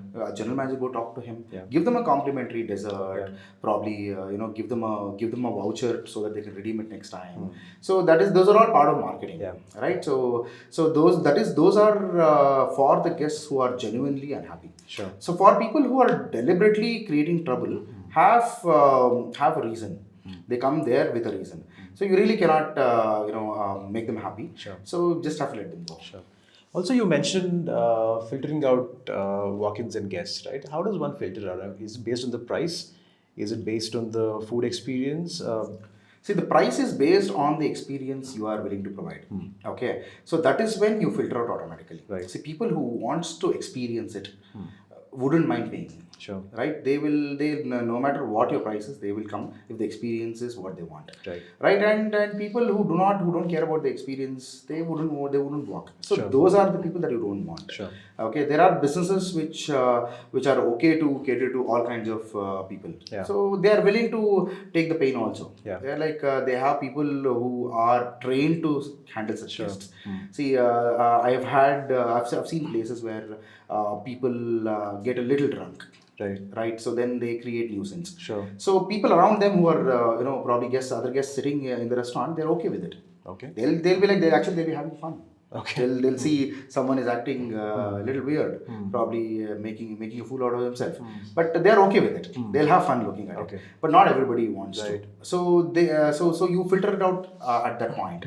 Okay. You don't give out your drinks like at a very throwaway price, not very pocket friendly. Yeah. So people who wants to get a good experience will come to your place if you filter it out during the designing of your menu, during pricing, during making up your space. Sure. If it looks very flashy and blingy and nice, not everybody wants to walk in. Right. So you filter it out at that point. Okay, makes sense. Also, you mentioned the available options and the competition that is just cropping up pretty much every day, right? So how do you ensure repeat walk-ins and repeat customers? See, I would not ensure. Yeah. Because the business should ensure it. Right. See, as a founder, you cannot totally ensure. Right. See, because you have a design, you have a place doing successful. It's easy to replicate. Someone will come, see, take pictures, take videos. He will go replicate it somewhere. Correct. See, he'll be just you always. Yeah. But does your business have the capability to ensure your guest comes back? So there are multiple aspects. It's not just the food, it's not just the drinks. It is your staff. Okay. Are they making your guests happy when they walk in? Are they welcomed really well? Does your front desk? It starts from the security at the gate. Right. Is your security welcoming them well? Is your valet drivers welcoming them well? Then your front desk. Are they welcoming your guests well? Then when they are seated, are they seated well? So you treat your customer like a king. Right. Then they want to come back. See, everybody wants to be treated like a king. Correct. Right? If you treat them like a king, they will be your king always. Sure. So you have to ensure your experience is good. Right. So food and beverage, I would say, has to be good. It's like an unsaid. It's an unsaid rule. Yeah. Food and drinks have to be at the best. Yeah. Then when if the guest experience is good, they will definitely return. Sure. But I wouldn't ensure they'll come to your place always. Right. Because this also can be replicated. Right. Everybody will follow it. Sure. But there are a lot of competition coming around these days. Sure. So people, you have to ensure that you are on their on the priority list. Sure. Not 10 lists, 10 names later. Yeah. You have to be on their priority. Sure. So then people will come back to you. But do you maintain constant communication with your existing customers? Like, do you guys maybe engage with them? Absolutely. If you are on your customer's mind regularly, that is when they will remember you. So also, Darshanik, now as a founder or a co-founder of the business, what areas do you daily focus on? Do you have like a set of priority list, or do you have a specific routine where you focus on X and X areas? See, as an operating founder of the business, you have to be looking at the business as a whole. Yeah. Okay. So there's not like a specific routine. Yeah. Okay. Those routines are for the specific head of the department. Yeah. For be it a housekeeping supervisor, he'll have a routine. Yeah. Okay. Then for the chef, he'll have a routine. But for as the managing director or the managing partner of a business, we will not have a specific routine. We attend to those things which needs our attention at that moment. Sure. Right, so nothing specific, and mostly our focus is on the expansion of the business or growth of the business. So we'll also monitor our ups and downs. Are we going down? Are we going up? So what is that factor which is making us grow? What is that factor which is making us go down? So then we try to correct them, or probably we try to improve them. So those are supposed to be the captain's job, right? So if you are looking at specifically, let's say you have passion towards food, and if you're like all the time in the kitchen, who will look at the other aspects of the business? Right. So you have to be looking the business from the top. It should be a top view, the business as a whole. Okay, anywhere there is a problem, you have to go address it, or talk to the head of the department. So and also ensure that the head of the departments report to you on a regular basis if they have a challenge. So this should be the job of a founder of the business. Okay. Yes. But so when I'm trying to understand this, what I'm trying to sort of get at is you have to get your hands dirty pretty much every day, right? Yes. You cannot be just sitting in your cabin and then sort of ordering people to do this and do that. You have to literally be there in the heat of the moment, and also firefighting at many occasions, right? Because shit is always sort of touching the roof more or less in this kind of a business, right? So how much of your time actually goes into strategy? How much of it goes into people management? How much of it goes into firefighting? See, strategy is all what we need to focus on. See, if you have strategies for your firefighting also, so you don't have to be there. So there are people who can do it if they know what to do. If they know what to do. Let's say if I have an inspection from one of the departments. So I don't have to be there. See, if your head of the department knows what is right, or what they ask for, and he can answer it. So then it's an easy job for you. So he or she will look into that aspect of the business. So strategies is everything. So you have to make strategies for all the departments. What could come, what might create trouble to you, or what could be the positive aspect. So you have strategies for everything. So then everything is mostly taken care of. So apart from that, once you have strategies, SOPs, everything is in place, it's always necessary that you do a mystery audit. Okay. A mystery audit. A mystery audit. A mystery audit is very essential in an F&B or a hospitality business. So you don't know. You've set up the place. You have 100 people working for you. You're sitting in the office. So though no matter how hands-on you are, let's say you go sit at the table. You will have best service. People know the boss is here, so they will be like at their best behavior. They will ensure, the chef will ensure the food what goes out is best and everything. But you cannot do it. You have to engage someone who can do a mystery audit. Probably send a few friends as just a customer. Let them make notes of what are those points that they have seen. So of course you get most of the feedback through reviews, Google reviews, and you have to ensure that people give feedbacks. Okay, you send out a feedback form along with their invoice, with their checks, and then people, please encourage them to fill it up. So then people will give their honest feedbacks. See, 80% of the people who are unhappy gives you feedback. Okay, but 80% of people who are happy they don't get will the not. feedback. They'll be happy. They'll think, "Oh, we're very nice," and they go back home because they're happy, they're satisfied. So you only when they're pissed, that is when they write a review. Correct. Right. So you have to encourage people to write good reviews also. Right. So if you're getting good reviews, that is a no-brainer. Right. So that is how people market without any hassle. So you have to ensure all of those things happen. Right. So mystery audits are very important, where people where your staff might be missing out on something.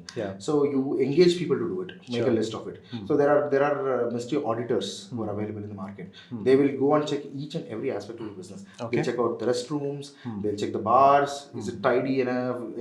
Have they missed out a spot? Are there cobwebs in the light or in the fan? Probably the stains on your table, stains on the floor. So they'll make a report and they'll submit it to you. That is when you call the health departments and give them a warning. So these are all the places where we are lacking. So there's no way for them to know who the mystery auditor is, right? Yeah, of course. Every time it's a different person. Okay. And when was the last time you did one of these? So we do mystery audits every quarter. Every quarter. Okay. Yeah, it's very important to do it every quarter. Some people do it once a month also, but it's a little too much to absorb everything. So once a quarter is very ideal for the business. So when was the last time a mystery audit was done? So we did it during the month of November. Okay. And any actionable insights that you got, like a sort of solid insight that made you like wonder, okay, what the heck is happening here? So we found out one issue, which was in the restrooms. Okay. So in my own restaurant, we have a hand wash area. Behind the hand wash area is the plant area. Okay. I've seen customers who come to the restroom and throw cigarette butts, tissue papers, all of those amidst the plants. Oh wow. Okay, so that is one spot which is not seen by my housekeeping team. So because it's a little difficult to find the spot. So then that was identified by our mystery auditor. Okay. So then we had to then we had to create a plan of action to ensure that, so you can't stop people from doing it. But at least you can definitely have it clean on regular basis. How do you do it? Then we came up with a plan of action and got it started. So then there are places where your tables, I would say tables, very simple. Your tables, there is food falling on your table on a regular basis. There is alcohol. There is a lot of sugar. So people, when they clean the table, it's just superficial. Okay. Over a period of time, there is dust sitting on the table. It's very, very untidy. Let's say I'm wearing a white shirt. I go put my elbow on the table. So later I see it's black. It's dark. It's dirt. So how do you ensure that your tables are clean on a regular basis? So when you see it with your naked eye, you will not be able to find out that tables are, because tables are brown. Tables are dark in shade mostly. So when you look at it, it's practically not possible to figure out the tables are dirty. My mystery auditor found it out. That the tables are shabby and dirty. At some place, not like very shabby. It's something that you can't identify so easily. So where was it happening? So there is a very small trick. Probably I would want to tell it to every restaurant here, in the city or in the country. See, India is a place where there is so much dust around. You can't control dust. So people wipe it. So while they wipe, this habit came in when they use certain chemicals. When I say chemical, it is not like a proper cleaning agent. Either it is a hand sanitizer, like an alcohol based, or probably it be like a simple what is that, the liquid hand wash or a soap oil or something. They spray it and they wipe it. So those are actually not cleaning agents. They stick back to the table. They're sticky. Those liquids are sticky. So they stick back to the table, and there is more dust and food falling on it, and it becomes more dirtier. So the best way to clean your tables is clean water. Use a clean water, use a sponge. That will clean your table neat. Once a week, ensure that you check your tables for additional cleanliness. Probably wipe it a little harder so that it cleans. So those are all small aspects which people will identify. Not everybody, but most of them will. See, if I go to a restaurant, I definitely look into all of those. Are the restrooms clean? Are the tables clean? Are your cutlery clean? So and a lot of people also they don't wash their cutleries in a dishwasher. A proper dishwasher is very important because your forks, the gaps between your forks, cannot be cleaned with hand. Okay, over time there is so much dirt, so much food left out, and it looks very dirty and shabby. So it's always necessary that you put your cutleries, especially, in a dishwasher, a proper dishwasher, so they come out clean. Okay. So these are a few challenges that we found out in our business, which we mentioned. But we've never had issues with our cutleries. But still, a lot of restaurants have those issues. Sure. Okay. Now, you mentioned mystery audits, but was there any occasion where a customer themselves walked up to one of the management and then sort of gave like a great insight, which you guys maybe acted upon it? Yes, we have a lot of customers who talk about you can do this, you can do that, and a lot of things. So probably not something very big because we mostly because my mystery auditor looks into day-to-day stuff, because in spite of we giving our staff insights of what has to be done, they might miss out. That is what the mystery auditor will find out. And something that a guest likes, yes, they have given us feedbacks. Why don't you do this, which we like? So probably immediately I can't think of an instance, because this segment is mostly handled by the general manager of my business. But small feedbacks, yes, they say why don't you change the plating? Okay, why don't you change the glass? They'll say okay, the cocktail is a little too sweet. Probably it's a little too sour. Then there are mosquitoes. So there are so many things. So they say there's mosquitoes. Then we can say how do we avoid mosquitoes on the outdoors? So then they'll say okay, there is one coil which you put on the outdoors, so there are no mosquitoes at all. They give us ideas. So then they're like, okay, let's get it. And then if it's just a simple coil, it smells bad. Not let's say you have mosquito problems, the neighboring table do not have. But you put a coil here and they start smelling bad. So then there was one customer who said, don't buy the regular coils. There is one incense sticks which you can use. This is the brand and this is the fragrance. And we started using it. It was a fantastic. It was a really great. Now we use it. So a lot of customers give us a lot of insights of what can be done. So out of 100 we take, like say 10 of them are good. We can implement them. 90 we can try to find alternates. Okay, got it. Okay. So Darshanik, we'll move to the next segment, which is basically to understand how as a F&B outlet or a restaurant, you can leverage social media, because social media is big. It's not the future, it's the present. Right. So what can, as a business owner, when I'm just starting off, how can I leverage social media? Do I need to do some influencer events? How do I connect to these influencers? Should I, as a founder, be involved in that myself, or should I maybe outsource this to some agency? So social media is the way to go. Okay, because we are in 2024, 25 now. So social media is the way to go forward. See, because you can physically or offline, you can reach out to, let's say, 100 people. Social media, the same time and same effort, you can reach out to 1 lakh people. Right. That's the difference. So it is very essential that you use social media to your leverage for your business. So talking about posts on Instagram or Facebook, yes, that is one way. Unless people follow you, they wouldn't know your posts. That is say 20%, 30%. Yes, still. So influencer marketing, yes, bloggers and influencers, because they already have great following. So it's always wise to spend money on this segment of marketing, because they will show your business in good light. So that is when people know, okay, there's something happening. See, you please, I always tell people, please use social media as your leverage, especially influencers and bloggers. Be it pre-start or post-start. Okay. So your strength has to be shown to people. How do you show it? Through influencers. So you're saying it has to be a continuous sort of activity. It's a continuous. It's a weekly basis, monthly basis job. But the question here, right, is I know a lot of business owners have this question. How does one measure the effectiveness of an influencer marketing campaign? In all honesty, it's a very good question to ask. How do you as a business, how do you as a founder sort of try and measure that effectiveness? So what we do is we give out feedback forms at the end after they finish their meal. Along with the check, we give them a feedback form. So there we ask a question. How did you know about us? So we say social media, say Instagram/Facebook. We'll say word of mouth. Then we say, while passing by. Then we say social media influencer.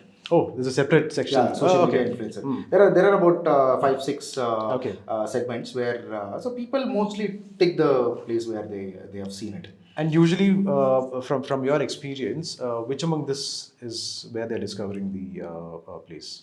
So probably I would say for us it's the word of mouth. Okay. Word of mouth, because influencers, yes, but influencers, see, now F&B business has become very local. Yeah.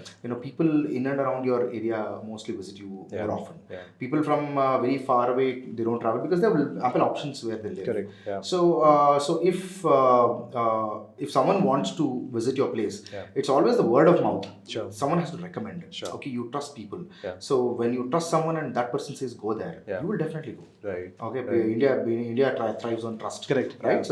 So word of mouth is how we get most of our footfalls. So you have to ensure that your customers are happy. Okay. Influencers, yes. Influencers mostly create awareness. Yeah. Okay, people know that there is a place which is doing so and so. But if someone recommends, please go here, that is when people come. That's an actual real conversion. Absolutely. Absolutely. Okay, perfect. Also, Darshanik, I'm actually curious to understand, as a founder, what are your different channels of sales available? One is, of course, your regular walk-ins. Are there any other avenues available as well? Yes. So specifically, I talk about a bistro like mine. Sure. Full Circle is a bistro. Sure. Okay. We have a good space for people to dine in. Yeah. So I would say 80% of my business is walk-ins. Okay. Walk-ins. So when I say walk-ins, I'll separate it into three segments. One is general diners. Yeah. Second one is party packages. Third one is celebrations. Can we understand the mix? I mean, if you're at liberty to disclose. Yes. So when I say simple diners, they're just walk-ins. They come, they sit, they dine, they have food, drinks, and they walk out. Then comes your party packages. So let's say you have a team, you have an office team. So you are a corporate company, you have corporate outings. So you do it once a month or once in 2 months or something like that. So you will inquire with us. See, we are 40 people. So we want a package. Sure.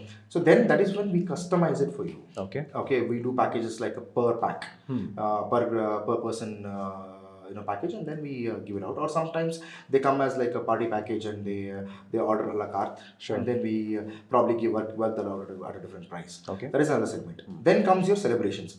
So you have your birthday, you want to celebrate with 10 friends. So then you reach out to us. Sure. It's a celebration. We want to do celebration. We make it special. Your celebrations are always special. We decorate your tables. We give you additional entertainment. Probably you want to have a live singer. Probably you want a DJ to be playing. Probably you want a fire act during your birthday. So a lot of it. So you have a lot of ways to entertain yourself and your guests. So that is a celebration part. So this is the walk-in segment I would talk about. So that is mostly 80% of the business. Sure. Another 20%, you got to think, depending on where you're located. See, you have options to do cloud kitchens. You don't need a separate kitchen. You have a kitchen which is underused. Right? So open a cloud kitchen. Open 3-4 brands, or probably in one brand. Let's say mine is Full Circle. I have a Full Circle cloud kitchen on Swiggy, on Zomato, on rest of other aggregators. So we place all our we do a listing there. So people can order. So during lunch hours, during dinners, or probably after dinner time as well. So people can order from there. That's one source of revenue to your business. That definitely helps. Though you lose out a little as a commission to these aggregators, you still get good revenues. But your people are not idle. You're making them work. So it will cover your costs. Apart from that, you can do outdoor caterings. Okay, not every business wants to do outdoor catering because it involves a little bit of an effort. What's an outdoor catering? Outdoor catering is let's say you have an office. You want to host a party here. Okay. So you have 30-40 people working for you. So we will come set up a small. We'll set up the food and drinks area. So then we'll make. Sometimes we'll do a pre-prep at the restaurant. Come and finish the food here and serve here. But this is almost like a separate entity in itself, right? It's a departure from the usual business. Not necessarily. See, what happens is, why would you want to do an outdoor catering with me? Because of the quality of food that we can give you. See, there are a lot of individual catering companies. They can't achieve the quality and taste that we can. Maybe they can. But you chose to be with us because you've already tasted our food. So it will be the same. It is the same chef who knows the recipe, who knows the way how to make it. So outdoor catering is one segment where you get additional income. Okay. Probably you can't use the same team who is working within the restaurant, but the kitchen team definitely can do their pre-preps. Sure. Okay, they are partially cooked and then packed and sent it to your place. Okay. And then here they finish the cooking. Sure. Okay, so all the frying can happen here. Tossing with the sauces frying can happen at the restaurant. Yeah. Tossing with the sauces will happen here. It's as good as freshly made. Sure. Right, so it is good. So outdoor catering is one source through which you can definitely get additional revenue. Sure. Then you can do food carts. Okay. Okay. What's a food cart? A food cart, probably. So see, food cart is a vehicle which is a moving restaurant. Yeah. It's a moving restaurant. Sure. So again, most of the preps are made at the restaurant, at the kitchen. Yeah. Then it is put in your cart, and then the vehicle stops at a place. Got it. They serve people. Sure. Right? So there are certain regulations that are not very clear with the government also for food trucks, but slowly they are being framed. Okay. Okay. Probably in the next a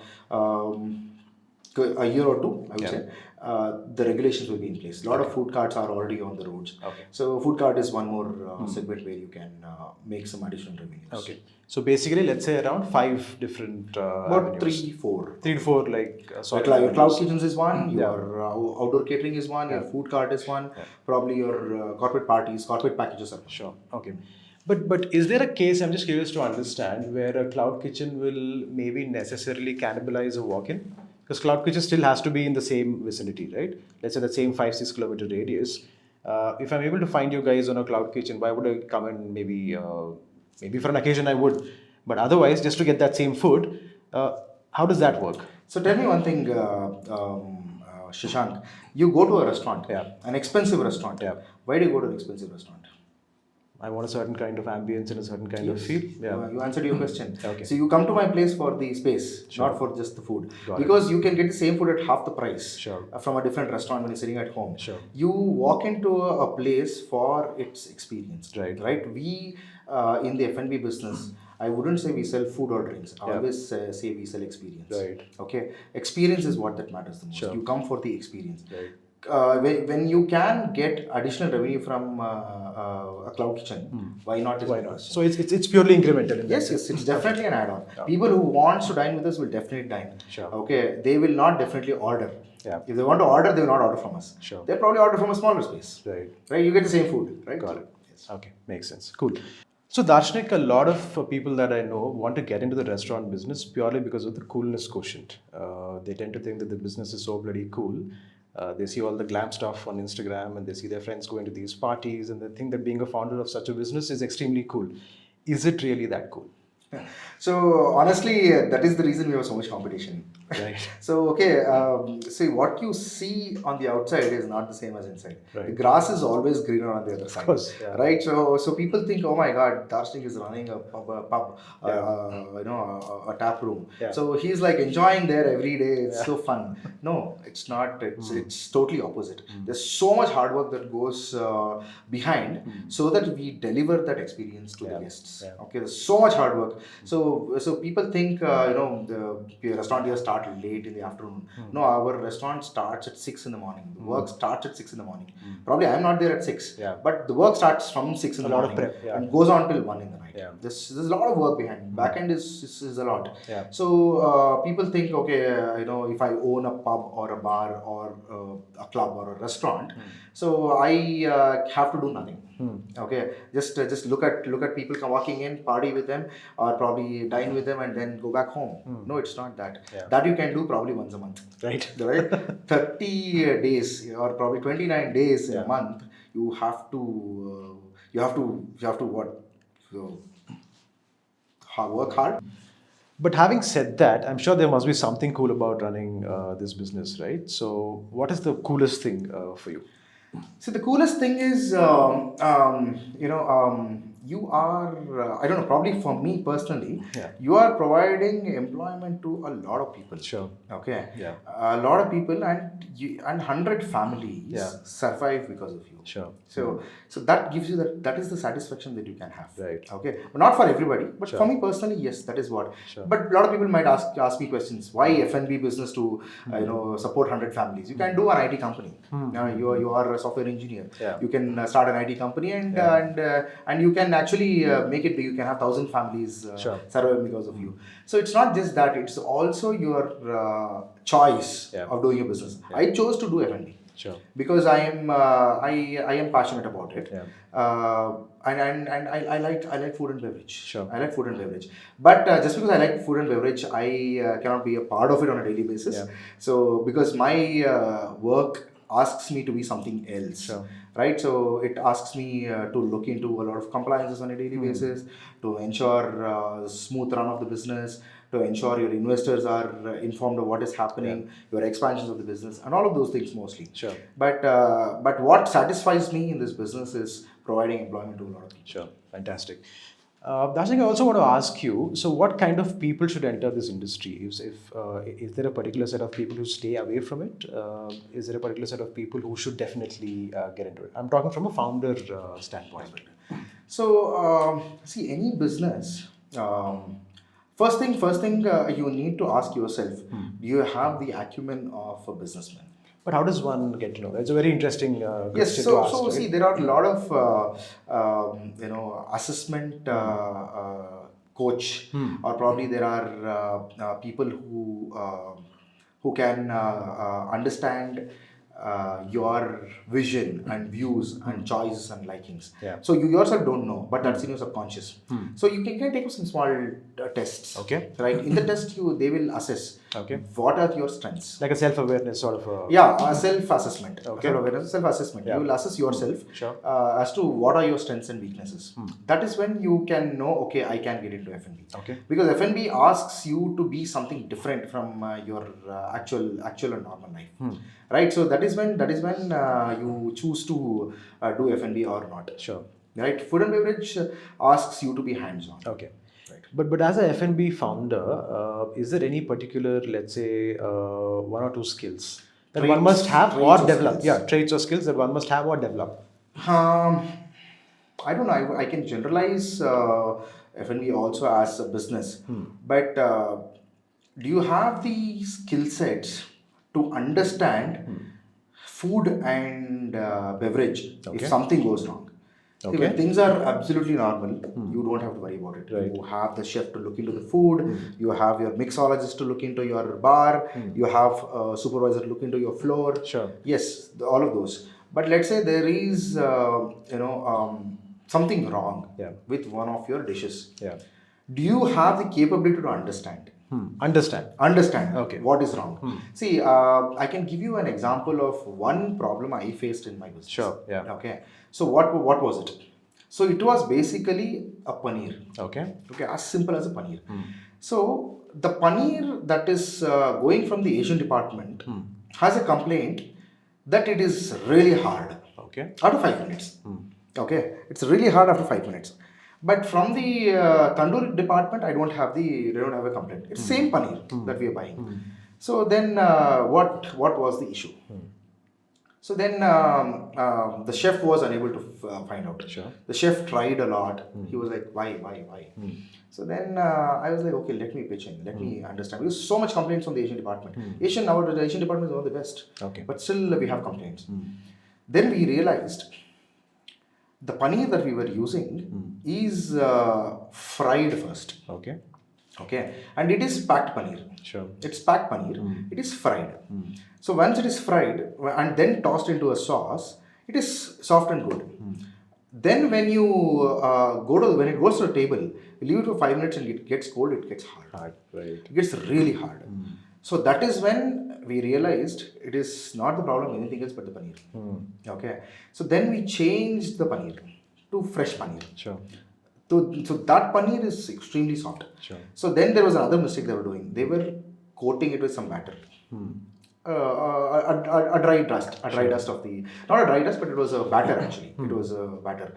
Then I realized you have to fry the paneer, yes. Sure. But you can't fry to the batter. Right? So then I asked the chef, why don't we do a dry dust? A dry dust. So what's a dry dust? So we have corn flour. Yep. Corn flour, the paneer when it is chopped, it is just rolled around on the corn flour. Sure. It's not like the corn flour is sitting on it like a batter. So then just fried very light.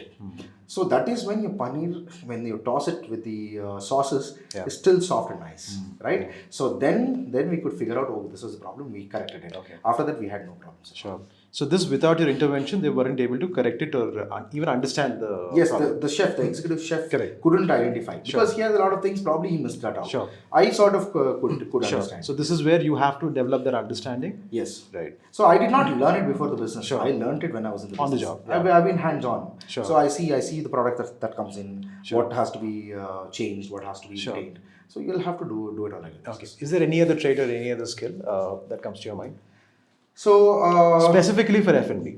Basically, for F&B, you need to. Now you're talking about the food and beverage, or even the service. Just the business, yeah, service, of course, yeah. Service also. F&B business in general. Yes, so F&B business in general. So you need to understand the rules of hospitality. So I mentioned earlier about having a smile on your face. See, if you know it first, that is when you can tell your staff next. So I always tell people smile. Yeah. See, carry a smile with you. Yeah. So that always makes people happy. So you need to know it first. Sure. Right. So sometimes your trainer might not know it. Most trainers know it, but sometimes your trainer might miss that out. Yeah. Might not know it. Probably your operations manager might miss that out. Yeah. So you will know it. You will see that is what is. Sure. Like, it's a very small thing, but yet very effective.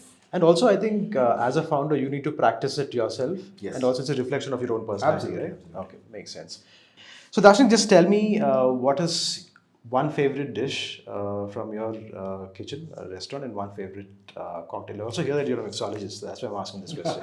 Yeah. So I would say one my favorite dish. Yes. So I will say we have the chicken ghee roast. Okay. So I am a fan of South Indian food.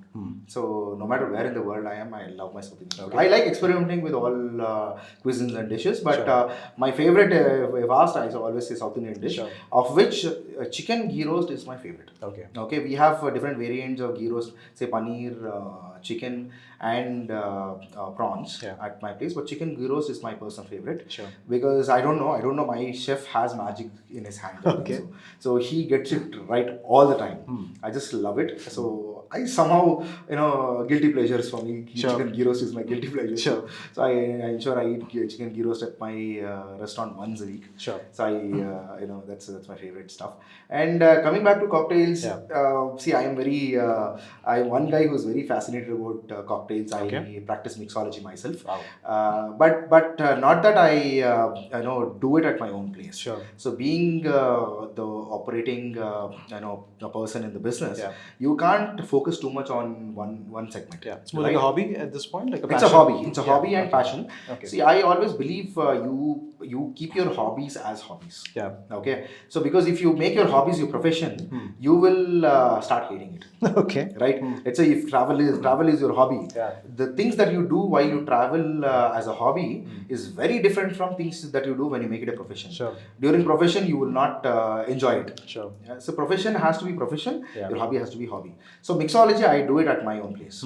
I experiment with spirits, with flavors, with sauces and syrups.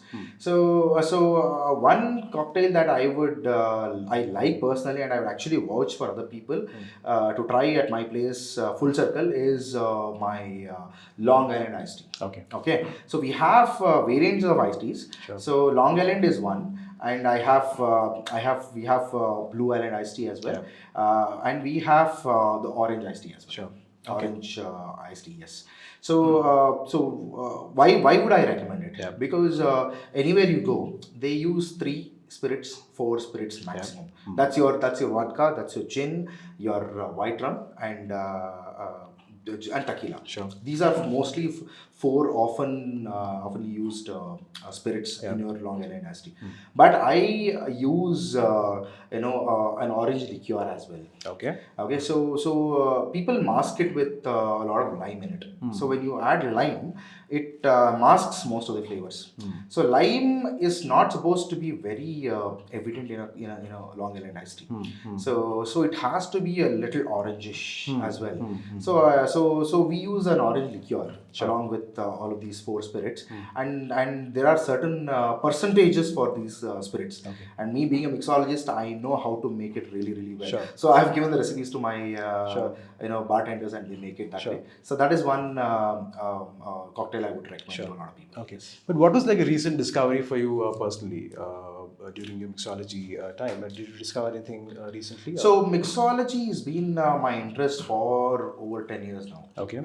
So though I started drinking really late in life. So, really? Yeah, because I never drank when I was in college. I never drank when I started my profession of business. It was only later over the time with friends that I started. I told you early 2012 is when I actually had my first beer. It's only after that I started building an interest towards spirits and alcohol. So I'm pretty passionate about it. So I walk into a nice liquor store. I spend 2 hours there. Really? So it's not just that I'm buying. I'm studying what is it. I'm studying what the liquor is, what are the new things which are in the market, what can I create out of this liquor, this spirit. Is there something which has come? There's so many spirits which are not available in India at all. So I see if they have arrived. So then that helps me in creating new cocktails. I have over 200 recipes of cocktails created by myself. Wow. So I've slowly, I'm planning to, now that the digital era is in the boom. So I thought, why not create an Instagram page for myself.